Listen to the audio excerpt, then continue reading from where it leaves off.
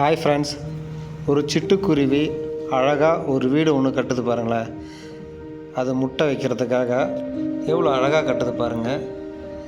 இப்போ இருக்கிற காலகட்டத்தில் நிறைய இடத்துல இந்த சிட்டுக்குருவிகள் நிறைய அழிஞ்சிடுச்சுங்க. அது கண்கூட நிறைய இடத்துல பார்த்துருப்பீங்க. ஒரு சில இடத்துல அந்த சிட்டுக்குருவிகள் இன்னும் வாழ்ந்துக்கிட்டு இருக்குது.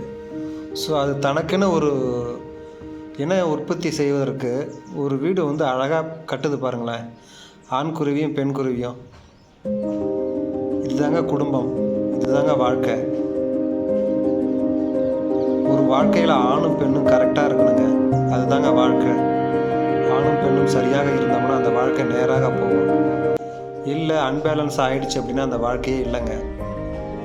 இந்த சிட்டுக்குருவி உதாரணமே போதுங்க ஒவ்வொரு குடும்பத்துக்கும்.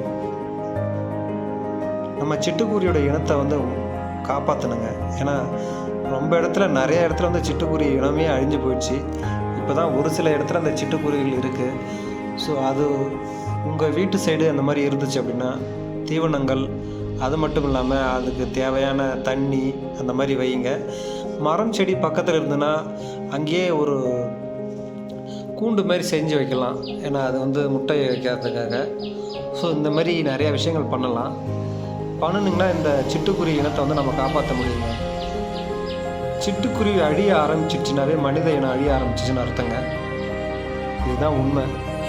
குருவிகள் அழிய ஆரம்பிச்சிடுச்சு அப்படின்னாவே மனித இனம் அழியறதுக்கான காலம் விட்டது என்பது ஒரு அர்த்தம்.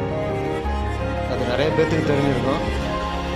ஏன்னா சிட்டுக்குருவிலாம் நம்ம மனித இனத்துக்கு எவ்வளோ சப்போர்ட் பண்ணுது. சிட்டுக்குருவின்னு மட்டும் இல்லை, எல்லா குருவியும். அது உங்களுக்கே தெரிஞ்சிருக்குன்னு நினைக்கிறேன். அது போக போக உங்களுக்கும் புரியும்.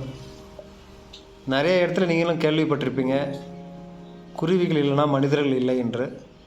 அதுதான் உண்மை.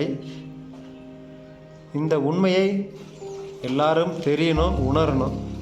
அப்போ தான் இந்த இனத்தை நம்ம காப்பாற்ற முடியும். நன்றி, வணக்கம்.